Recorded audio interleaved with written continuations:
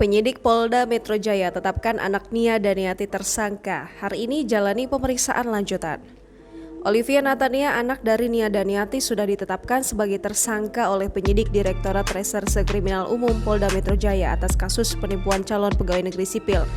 Kuasa hukum Olivia, Susanti, mengatakan hari ini, Kamis 11 November 2021, kliennya menjalani pemeriksaan sebagai tersangka.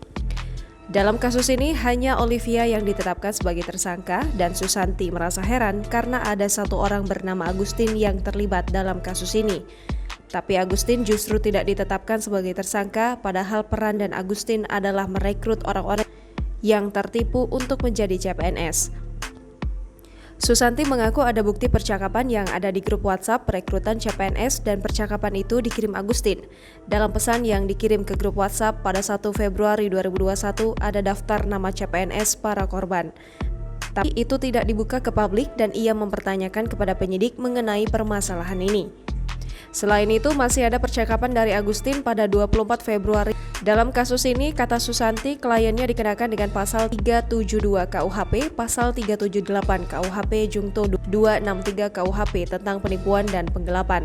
Ia berencana bakal mendampingi kliennya ke Polda Metro Jaya setelah menyelesaikan pekerjaannya di kantor. Jangan lupa subscribe, share, komen, dan like ya!